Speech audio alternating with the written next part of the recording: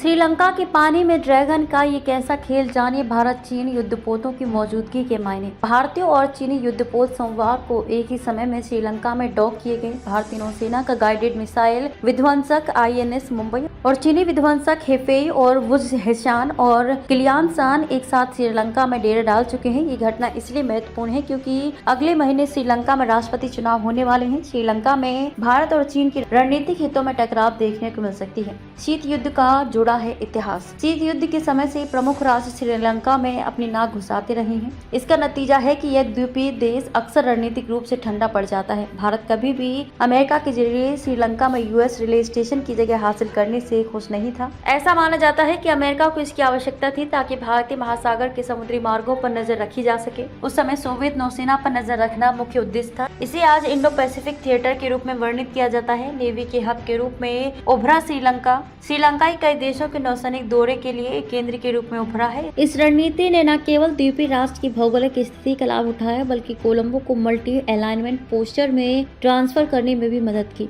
2009 से 2020 तक 525 से अधिक युद्धपोतों ने श्रीलंका का दौरा किया। इनमें से 110 भारत से थे, 80 जापान से थे और 40 चीन से थे। इस प्रकार अंतर्राष्ट्रीय नौसेनाओं के लिए श्रीलंका के एक पोर्ट ऑफ कॉल के रूप में कार्य करना कोई नई बात नहीं है। चीनी समुद्री ड्रैगन का उभरना, चीन के एक नौसैनिक शक्ति के रूप में उभरने और भारतीय महासागर क्षेत्र में युद्धपोतों की अपनी विस्तृत तैनाती ने खेल बदल दिया है। चीन के पास आज दुनिया की सबसे बड़ी नौसेना है। इसमें 360 से अधिक युद्धपोत और पनडुब्बियां शामिल हैं। भारत के पास केवल 140 युद्धपोत हैं। इसके अलावा एक बड़ी चीनी समुद्री मिलिशिया दक्षिण चीन सागर में बीजिंग की आक्रामक रणनीति में सबसे आगे रही है। चीन के कम्युनिस्ट नेता ऐसा महान महसूस करने के लिए ही नहीं कर रहे हैं। वे चीन के भौगोलिक परिधि को समुद्री चौक पॉइंट्स के साथ एक समुद्री दृश्य के रूप में देखते हैं। इसमें मलक्का स्ट्रेट और त्सुशिमा स्ट्रेट का नाम लिया जा सकता है। बीजिंग की रणनीति अमेरिका और सहयोगियों द्वारा खुद को घेरने और इसके व्यापार और आपूर्ति मार्गों को बंद करने के लिए कोई भी जवाबी कदम उठाना है, साथ ही मजबूत समुद्री प्रभुत्व हासिल करना है।